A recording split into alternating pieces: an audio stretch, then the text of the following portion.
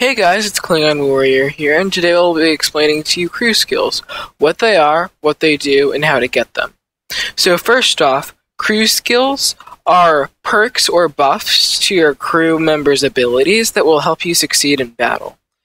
You can get crew skills by getting your crew up to 110%, I believe is what it is, without any buffs or anything, without any modifiers, and then you will get a small cross type thing, a small cross bubble. Let's see if I can find a tank with no skills.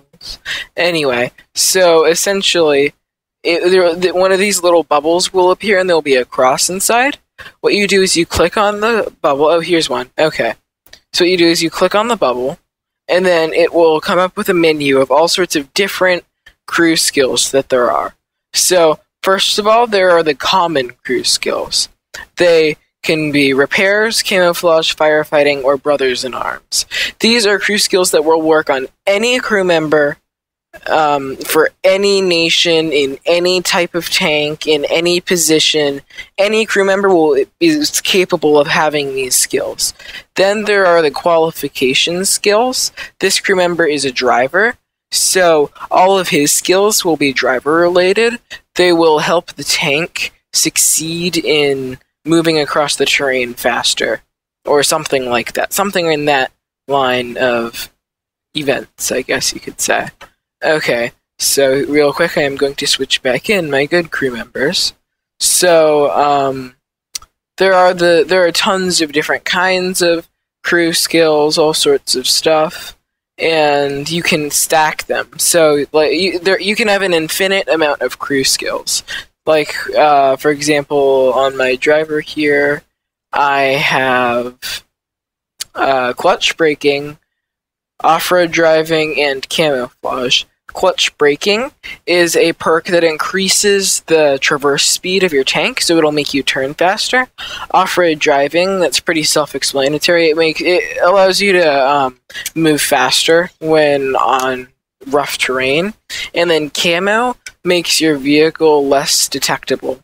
So you'll have a higher chance of not being detected if you're in a bush.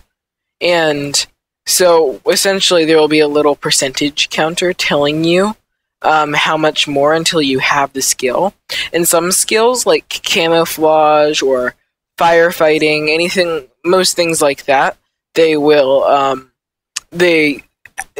so the higher the percentage of the skill, the higher of the more it will work, essentially. The more effective the skill will be. But then with other skills, like, for example, Sixth Sense, that tells you whenever you have been spotted, it's a commander skill, that only comes into effect after it reaches 100%.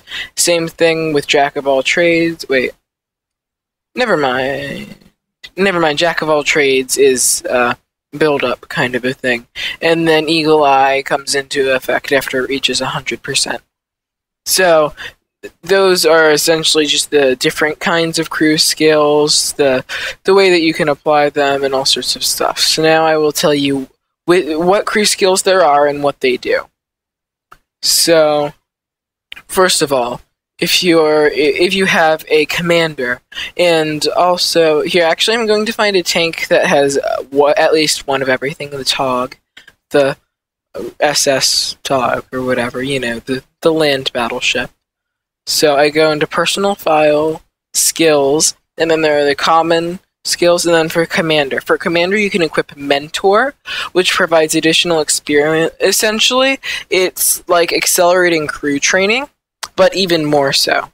And then there's recon, which increases your maximum view range. It's pretty self-explanatory. Then there's jack of all trades. So essentially, let's say your driver is knocked out of option, your commander can take his place as well as being the commander, and you won't suffer as much of a slowdown in driving as you would without this perk. Then Eagle Eye is where if you hover your mouse cursor over an enemy tank, then down below your cursor there will be little bubbles showing which modules are damaged, whether it's the tracks or engine or ammo rack, or it'll also display which crew members are killed. And then there's, last but not least, Sixth Sense. This is probably one of the most useful skills in the game. It makes it so that whenever you're detected by an enemy vehicle, this little light bulb appears up at the top of your screen telling you when you've been spotted so that you can get out of there if you need to. Okay, and then on the gunner, personal file, skills, there's the common skills again, and then there's designated target, where if you die and your cursor is hovered over the target, then that means that they will be spotted for another 2 more seconds, I think. Or it's also if they just go out of view range. And then armor improves accuracy of a damaged gun. So if your gun is damaged, then it just won't be as inaccurate as it would normally be. Then there's Deadeye, which is essentially you will do more damage to modules than before. So let's say before you would just damage the tracks of an enemy tank. With Deadeye, you might destroy the tracks of an enemy tank, tracking them there. And then there's Snapshot. It makes it so that while your turret is turning, the reticule will not, the circle around it, will not move out as much. You will not be as inaccurate whenever the turret turns. So that's helpful for light tanks that would be circle strafing and stuff like that. And then, let's see, so personnel file and skills. Okay, so this is for the driver, there are the common skills again. And then there's controlled impact, which essentially means you will end up doing a lot more ramming damage to your enemies than to yourself if you're using this. And then there's off-road driving, which I already mentioned before. It helps you go faster off-road. And then there's smooth ride, which is very, very similar to, what's it called? It's very, very similar to Snapshot, just a driver skill. So it makes it so that as you're driving, you're not as inaccurate. So that's really good for something like the TOG, so that you can fire on the move, or the T95, or something like that. Then there's preventative maintenance. It essentially lowers the chance of your engine being set on fire whenever you get hit in the fuel tanks or engine. Then clutch braking, which increases your vehicle's traverse speed. Okay, now radio. Skills. So there's the common, and then situational awareness, just it extends your view range, as simple as that. Call for vengeance.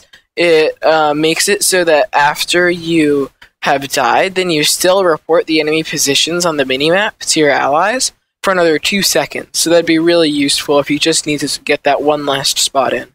Signal boosting extends signal range. And then relaying extends the signal range of allied communications within the vehicle's radio coverage. So that essentially means that if you're in radio contact with your ally, then your ally actually gets an extent in radio range as long as you're within range of them. Okay, and then there's the loader. There's 2 of the loaders on this tank, so I'm only going to use one.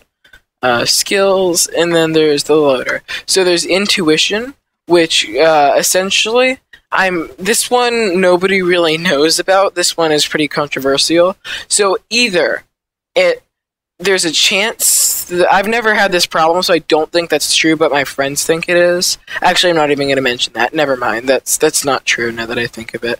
So what I think it does is whenever let's say you have your armor-piercing shell loaded, and you're driving along, if you have the intuition perk selected into your loader, then that means if you suddenly see an arty drive by, you can quickly switch to a high explosive, and you won't actually need to reload your gun. You can just instantly switch to it, and then shoot at that arty right then and there. So that's a perk, and it comes into effect once it reaches 100%. There's Adrenaline Rush. This is a good one. After you're below 10% of your health, your loader will start loading a lot faster. I think it's not that much, but it's like 20% or 30% or something increase. And then there's Safe Stowage, which essentially it limits the amount of times that you will be ammo racked while in your tank. So yeah, that's what those perks do and what they are and all that stuff. Alright, see you guys.